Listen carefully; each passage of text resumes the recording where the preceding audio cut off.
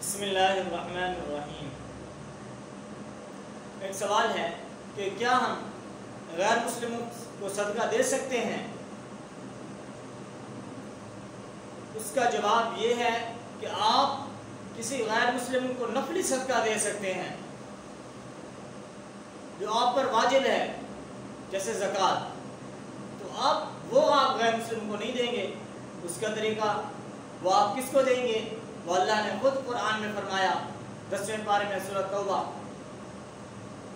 इन्नमस्सदक़ातु लिलफ़ुक़रा वल्मसाकीन वल्आमिलीना अलैहा वल्मुअल्लफ़ति क़ुलूबुहुम वफ़िर रिक़ाब वल्ग़ारिमीन वफ़ी सबीलिल्लाह वब्निस सबील।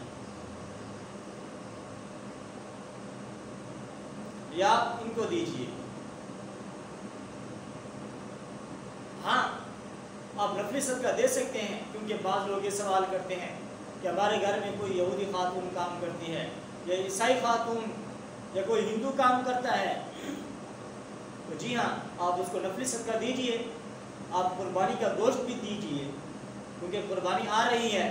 आप कुर्बानी का गोश्त भी दे सकते हैं। आप कुर्बानी का गोश्त खुद भी खा सकते हैं,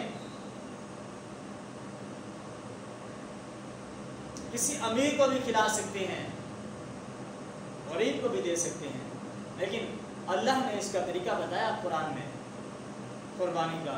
इंशाअल्लाह इस पर मैं एक मुकम्मल वीडियो बनाऊंगा दर्स कुरान, तो उसमें मैं पूरा आपको बताऊंगा कि कुर्बानी का मकसद क्या है।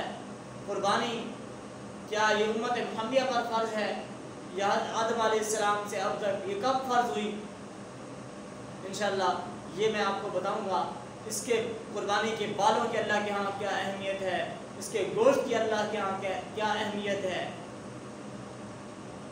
और इसके गोश्त का इस्तेमाल का तरीक़ा भी अल्लाह ने खुद कुरान में हमें सिखाया। इंशाअल्लाह इस पर मैं दर्स कुरान आपके साथ पेश करूँगा। व आखिर दावाना अनिल हम्दुलिल्लाहि रब्बिल आलमीन।